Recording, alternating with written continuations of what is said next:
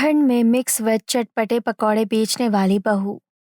सर्दियों की सुबह थी और ठंडी हवा गलियों में घूम रही थी। सीमा अपने छोटे से घर में उठी तो हाथ पैर ठंड से सुन्न थे। घर में एक पुरानी रजाई थी जिसे चारों लोग मिलकर ओढ़ते थे। बाहर धुंध छाई हुई थी और चूल्हे की आग भी जल्दी बुझ जाती थी। ठंड ने सबका बुरा हाल कर रखा था। माँ जी, आज ठंड बहुत ज्यादा है। बेटा, अभी तो और बढ़ेगी ठंड। काम से निकलना मुश्किल लग रहा है। गरीब की ठंड सबसे भारी होती है। हिम्मत रखेंगे तो रास्ता निकलेगा। तेरे भरोसे ही घर चल रहा है बेटा। सीमा ने चूल्हे पर चाय रखी, लेकिन दूध बहुत कम था। चाय पतली बनी पर गर्म थी। रसोई में सब्जी के नाम पर बस कुछ आलू, प्याज और पत्ता गोभी रखी थी। घर में खाने की कमी साफ दिख रही थी। आज चाय में दूध कम है। कोई बात नहीं, गर्म है यही काफी है। सब्जी भी बस थोड़ी सी बची है। आज दिन कैसे कटेगा? कुछ न कुछ सोचेंगे। अब भगवान ही मदद करेगा। चाय पीकर विकास काम की तलाश में बाहर गया, लेकिन ठंड की वजह से मजदूरी कम थी। कई जगह से उसे मना कर दिया गया। उदास मन से वो वापस घर लौटा। सीमा उसके चेहरे से ही सब समझ गई।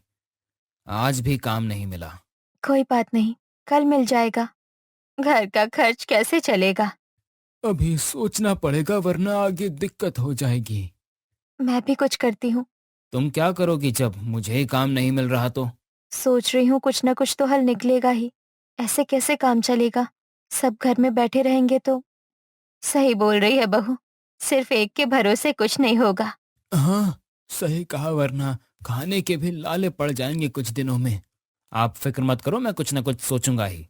पूरा परिवार इस हालात को देखकर सोच में पड़ गया। सीमा उठकर बाहर जाती है। ऐसे ही घूम रही होती है तो वो देखती है गली में बच्चे ठंड से कांपते हुए स्कूल से लौट रहे थे। चाय वाले की दुकान पर लोग गर्म चाय पी रहे थे। सबके हाथ आग की ओर बढ़े हुए थे। सीमा ने ये सब ध्यान से देखा। आज बहुत ठंड है। गरम कुछ खाने को मिले तो मजा आ जाए। चाय गर्म है, आओ। पकौड़े होते तो मजा आ जाता। पकौड़े? थोड़ी देर बाद सीमा घर पर आई। शाम हो रही थी तो सास और बहू आग के पास बैठे थे। ठंड से दोनों के हाथ लाल हो गए थे। तभी सीमा के दिमाग में एक आइडिया आया। उसने सास से अपने दिल की बात कही। माँ जी, आज मैं गली ऐसे ही घूम रही थी, तब मुझे एक आइडिया आया। बेटा, तेरे दिमाग में जो भी चल रहा है साफ साफ बता। माँ जी, इतनी ठंड हो रही है तो चाय की दुकान पर रोज भीड़ लगी रहती है। लोग आग के पास बैठकर हाथ सेकते हैं और चाय पीते हैं, बातें करते हैं। तो क्यों ना हम पकौड़े बेचें इस ठंड में? हाँ माँ, अभी तो सबसे ज्यादा डिमांड है। सबको गरम खाना चाहिए होता है और चाय के साथ पकौड़े सब्जी से बन जाएंगे। हाँ, उसी से तो बनाएंगे। मिक्स वेज चटपटे। बोल तो तू सही रही है। कोशिश करते हैं, कुछ ना से बेहतर कुछ तो हो। शाम को सीमा ने घर के कुछ सामान बेचे जिससे थोड़े पैसे हो गए। तो उन पैसों से उसने अलग अलग सब्जियां खरीदी। बेसन, चटपटे मसाले और तेल खरीदा और फिर सो गए। फिर अगले दिन सुबह उसने उसमें से आलू, प्याज, पत्ता गोभी और थोड़ी सी गाजर काटे। बेसन में मसाले मिलाए गए और इधर सास ने इन सब्जियों को बेसन में मिलाकर तेल में छान के निकालने लगी। रसोई में पकौड़ों की खुशबू फैलने लगी। इसमें अजवाइन और डाल देते हैं और लाल मिर्च। वो तो डाल दिया। खुशबू तो बहुत बढ़िया है, क्या बन रहा है? हम पकोड़े बना रहे हैं। पर क्यों और इतने पैसे कहाँ से आए? वो सब छोड़िए। मैंने और माँ जी ने पकौड़े की दुकान लगाने की सोची है। अच्छा सोचा है। ये तो अभी ठंड में भी है तो जल्दी बिकेगा। वही सोचा है बहू ने। ढेर सारे पकोड़े बनाने के बाद सीमा, विकास और कमला देवी गली के कोने पर एक छोटी सी दुकान लगाते हैं। एक तवा, एक कढ़ाई और हाथ से लिखा बोर्ड, गरम मिक्स वेज पकोड़े। देखते ही देखते ठंड में तेल की छन छन आवाज लोगों को खींच लाई। अरे नई दुकान! गर्मा गर्म मिक्स वेज पकौड़े हैं। चाय के साथ बढ़िया लगेंगे। आज पहला दिन है। आओ चखो। सबसे पहले रमेश नाम का मजदूर रुका।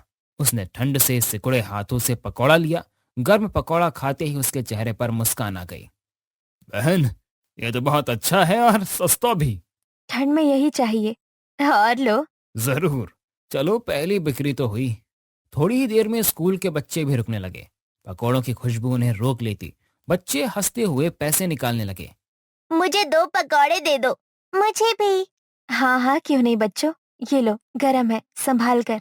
ये सबसे अच्छा है। सच में ये तो बहुत अच्छा है। हंसते हुए बच्चों के लिए थोड़ा सस्ता। बिल्कुल, क्यों नहीं। धीरे धीरे भीड़ बढ़ने लगी और पूरा दिन कैसे निकल गया पता ही नहीं चला। और देखते ही देखते शाम हो गई और सारे पकौड़े बिक गए थे। पहली बार घर में थोड़ी राहत आई। ठंड वही थी लेकिन दिल में सुकून था। सीमा ने आसमान की ओर देखा और मुस्कुराया। आज अच्छा रहा। अभी और मेहनत करेंगे। बहू ने कमाल कर दिया। भगवान की कृपा से हम सभी को भूखा नहीं सोना पड़ेगा। कल और बनाएंगे। जरूर। अगली सुबह ठंड और ज्यादा बढ़ गई थी। धुंध इतनी थी कि सामने का घर भी साफ नहीं दिख रहा था। सीमा फिर भी जल्दी उठ गई और चूल्हा जला दिया। सास ने सब्जियां धोनी शुरू की और विकास दुकान का सामान बाहर निकालने लगा। सबको लग रहा था कि आज का दिन और बेहतर होगा। आज और ज्यादा पकौड़े बनाएंगे। कल से ज्यादा लोग आएंगे। मैं कढ़ाई अच्छे से साफ कर देता हूँ। हाँ, क्योंकि ठंड में पकौड़े तो सबको चाहिए। बस स्वाद वही रखना है। बिल्कुल बहू। सीमा की दुकान के पास चाय वाले शिवराम की दुकान थी। गर्म चाय और गर्म पकौड़े की जोड़ी लोगों को बहुत पसंद आने लगी। दोनों दुकानों के बीच दोस्ती भी हो गई। लोग चाय पीते पीते पकौड़े खाने लगे। बहू, तेरे पकौड़े मेरी चाय कमाल कर रहे हैं। आपकी चाय से ही भीड़ रुकती है और वो हमारे इधर ही आ जाती है। दोनों साथ चल रहे हैं। मिलजुल कर काम अच्छा चलता है। चाय पकौड़ा परफेक्ट कॉम्बो है। और दिल से बनाने से स्वाद और बढ़ जाता है। अब सुबह ऑफिस जाने वाले लोग भी रुकने लगे। टाई और जैकेट पहने लोग गर्म पकौड़े खाते दिखे। सीमा को देखकर सब हैरान थे कि इतनी मेहनत से काम कर रही है। ऑफिस से पहले ये जरूरी हो गया। स्वाद घर जैसा है। धन्यवाद दीदी। हाँ लीजिए। आज तो लाइन लग गई। हाँ सच में।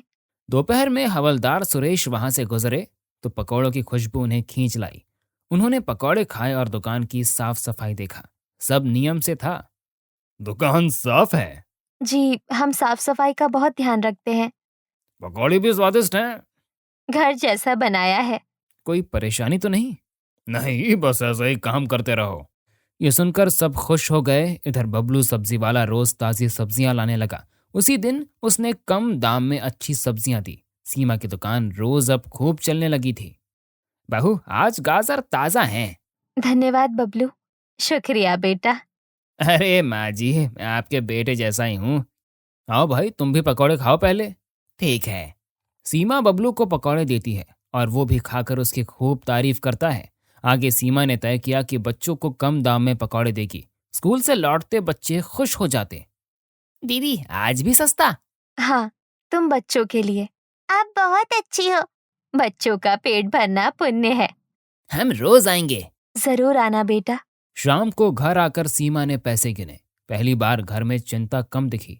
सास ससुर की आंखों में सुकून था और अब नई रजाई भी आ गई थी जिससे सब रात में चैन की नींद सोते थे। आज अच्छा पैसा हुआ।